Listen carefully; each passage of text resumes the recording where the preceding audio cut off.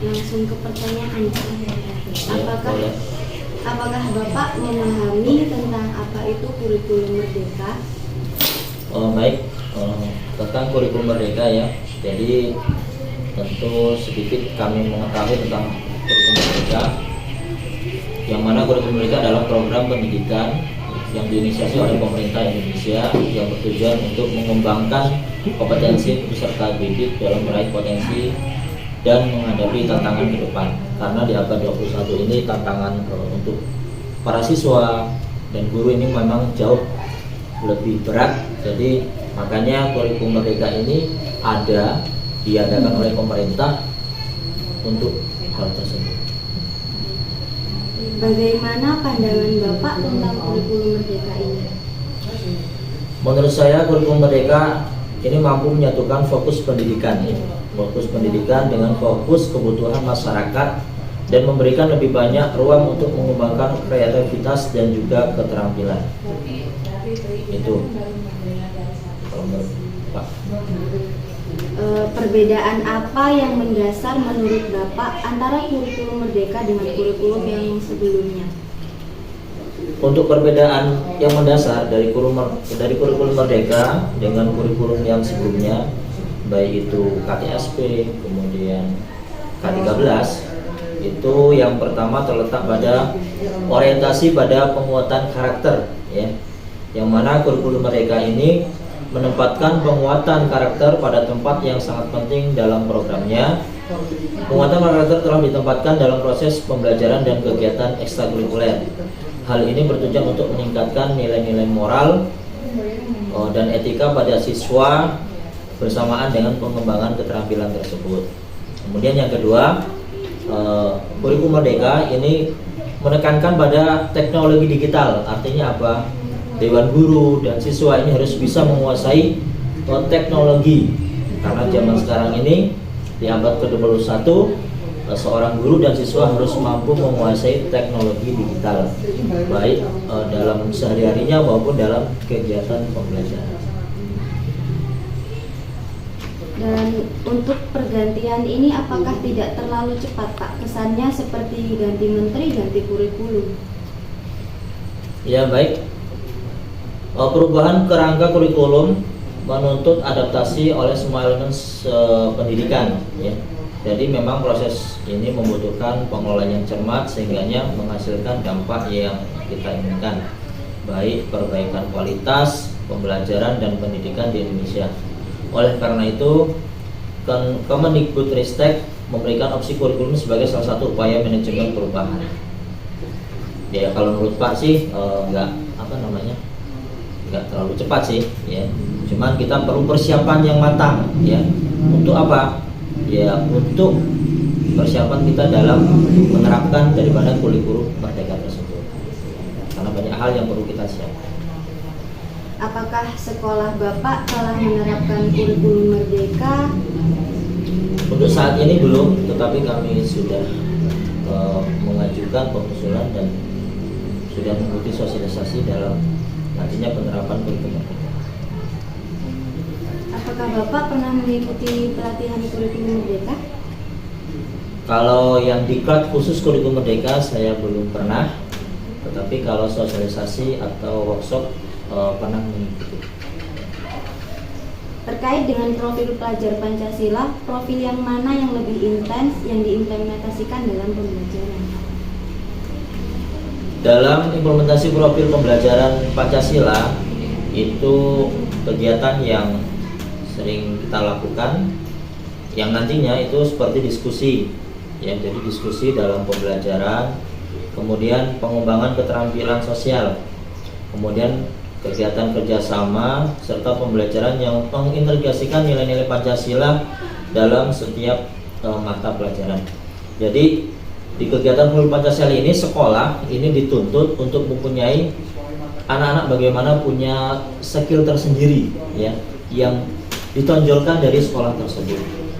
Misalkan sekolah kita ini madrasah basisnya nanti anak-anak misalkan kegiatan keterampilannya di ekskulnya itu tahfiz ya, jadi kita tonjolkan seperti itu dan sesuai dengan nilai-nilai Pancasila. Apakah sebelum mengajar Bapak memakai CP, ATP atau mengembangkan tujuan pembelajaran lainnya? Kalau sebelum mengajar, karena kita belum menerapkan kurikulum merdeka, jadi kita masih menggunakan ya RPP yang ke-13. Jadi tujuan pembelajaran. Jadi setiap pembuatan RPP itu ada tujuan pembelajarannya. Siswanya itu nanti kalau belajar ini tujuannya apa yang didapatkan, apa yang dihasilkan dari siswa. Apa yang Bapak ketahui tentang modul ajar dalam pandangan kurikulum merdeka? Yang saya ketahui tentang modul ajar dalam kurikulum merdeka adalah modul ajar itu adalah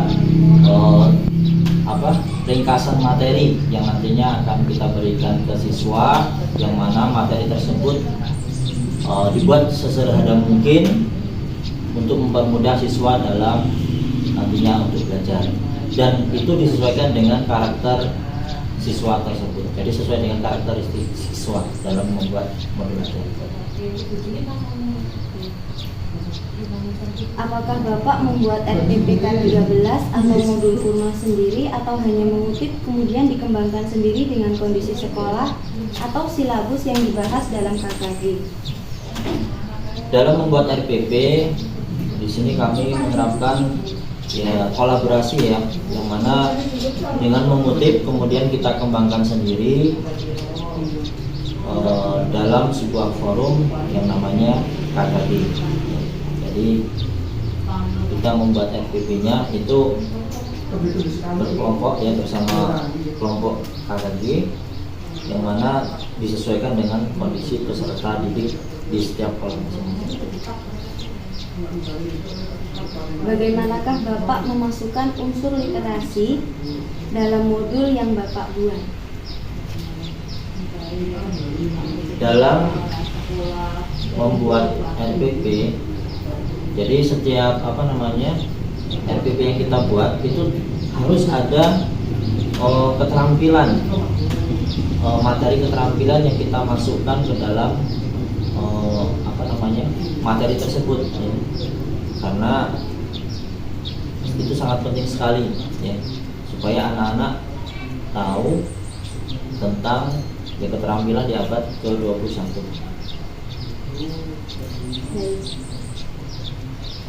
Model serta taktik apa yang Bapak gunakan dalam pembelajaran, serta bagaimana Bapak mengimplementasikannya?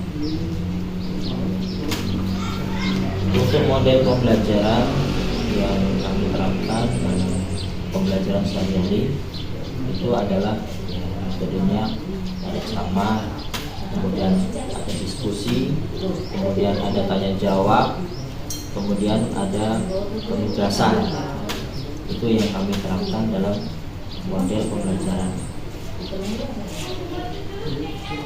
Apa saja buku pegangan yang Bapak punya atau sekolah gunakan dalam pembelajaran? Untuk sekolah kita yang menjadi buku pegangan, baik itu bagi siswa maupun bagi guru, itu kami memakai buku terbitan dari Grafindo Media Pratama ya, baik itu buku tematik, buku petik maupun buku-buku agama ya, seperti Al-Quran Hadis, Akidah, Bahasa Arab, SKI, dan Fikih. Jadi kita pakai satu penerbit, itu yang pokok utama. Cuma untuk yang lainnya seperti penerbit Erlangga, 3 serangkai, itu pun kita juga pakai untuk pelengkap daripada buku pembelajaran kita sebagai referensi ya.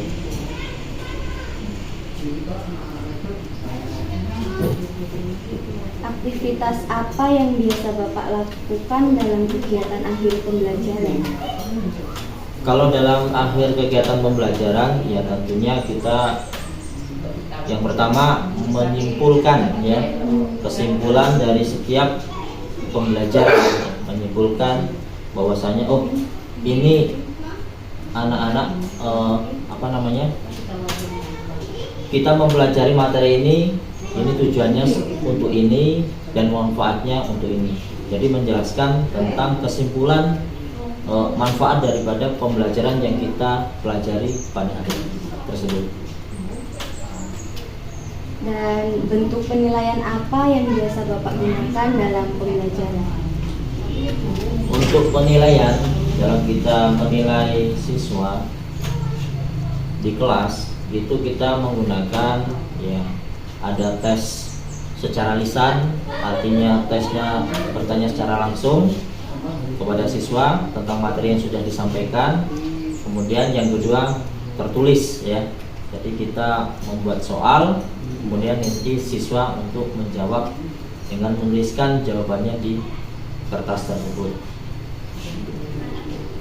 Dan hambatan apa yang biasa Bapak rasakan selama dalam penilaian? Hambatan yang saya rasakan dalam penilaian ya tentunya materi yang kita sampaikan ke anak ya, ketika kita melakukan penilaian ternyata banyak anak-anak kita itu yang kalau kita memberikan soal antara soal dan jawaban itu kadang tidak sesuai ya. Jadi anak-anak masih banyak yang kadang belum paham apa yang kita sampaikan, padahal kita sudah menyampaikan dengan benar, dengan baik, tetapi anak mungkin karena pemahamannya ya jadi belum bisa menerima dengan benar. Jadi ketika mengisi soal banyak yang belum benar atau belum tepat, tidak salah, keliru. Kapan Bapak biasa melakukan penilaian? Untuk melaksanakan penilaian itu setiap hari ya, setelah kita melakukan proses pembelajaran ya, itu langsung kita melakukan penilaian ya. Jadi langsung misalkan materi tentang sholat ya, sholat Jumat. Nah, jadi setelah kita menyampaikan materi tentang sholat Jumat, kemudian di akhir pembelajaran kita melakukan penilaian ya, sampai sejauh manakah anak tersebut dapat menangkap ataupun mengetahui tentang pembelajaran yang kita lakukan tersebut. Apakah di setiap soal yang Bapak gunakan di sekolah dikembangkan sendiri atau bersama kakak yang lainnya? Untuk pembuatan soal ya, itu kita bersama-sama dengan kelompok kerja guru atau KKG. Jadi bersama-sama dengan kelompok kerja guru. Kalau di kita ini di madrasah bersama KKM. Bagaimana proses pengembangan dalam asesmen pembelajaran? Proses pengembangan asesmen itu yang pertama yang harus kita ketahui terlebih dahulu adalah mendefinisikan daripada tujuan asesmen tersebut. Jadi sebelum kita membuat soal perlu kita ketahui bahwasanya tujuan asesmen atau kriteria hasil belajar yang kita ukur nantinya. Kenapa? Karena hal ini sangat penting karena akan membantu untuk guru atau penilai untuk memilih jenis soal mana yang pas, yang cocok, yang akan kita buat, yang kita ujikan nantinya ke anak tersebut. Itu yang pertama. Kemudian yang kedua, menentukan format asesmen ya. Jadi setelah kita menetapkan tujuan asesmen, jadi penilai atau guru itu perlu menentukan jenis dan format daripada asesmen yang tepat. Beberapa format asesmen yang bisa digunakan adalah bisa pakai tertulis, kemudian bisa pakai tes lisan ya, kemudian bisa pakai tes observasi, kemudian penilaian proyek ataupun portofolio. Jadi pemilihan format ini sangat bergantung dan pada tujuan asesmen itu sendiri dan sesuai dengan kebutuhan penilaian. Kemudian yang ketiga, menyusun rencana soal ya. Jadi dalam pengembangan asesmen atau penilaian tadi, setelah menentukan format asesmen, langkah berikutnya adalah merencanakan jumlah dan jenis soal yang akan digunakan. Jadi penting sekali bagi penilai untuk memastikan bahwasanya jumlah soal yang ditentukan mencakup seluruh rangkaian aspek kemampuan yang hendak diukur dan seimbang dalam kesulitan. Soal tersebut harus sesuai dengan jenis format yang sudah kita pilih sebelumnya. Itu yang ketiga. Kemudian yang terakhir, yang keempat, yaitu mengembangkan soal, ya. Jadi setelah merencanakan soal, penilai dapat mulai mengembangkan soal dengan format yang telah dipilih, baik itu soal objektif, ya, seperti soal multi choice, ya, pilihan ganda, ataupun bisa benar salah, ataupun bisa menjodohkan, ya, ataupun bisa subjektif seperti soal esai ataupun uraian. Kemudian yang terakhir, kita mengevaluasi daripada asesmen tersebut dan menguji soal, ya. Setelah selesai membuat soal, penilai perlu melakukan evaluasi dan uji coba soal untuk memastikan bahwasannya soal tersebut itu baik, valid, efektif, dan mampu memberikan informasi yang relevan kepada penilai dengan cepat dan akurat. Jadi uji coba soal dilakukan terhadap kelompok terbatas atau siswa. Kemudian dikaji kembali hasilnya. Jika ditemukan masalah, maka penilai harus mengubah atau mengembangkan kembali soal sehingga hasil asesmen yang dihasilkan akurat dan relevan. Jadi setelah guru atau penilai itu membuat soal, ya, itu diuji coba dulu, ya. Beberapa anak diuji coba bagaimana, apakah soal ini sangat mudah, sedang atau sukar, ya.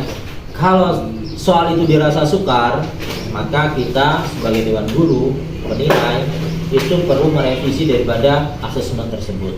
Jadi harus seimbang, ya, kita sesuaikan dengan, ya, kemampuan anak, ya. Jangan sampai kita membuat soalnya terlalu sulit, soalnya hot, anak-anak tidak bisa jawab. Jadi harus benar-benar yang sesuai dengan kemampuan siswa tersebut. Mungkin cukup. Baik Pak, terima kasih atas waktunya.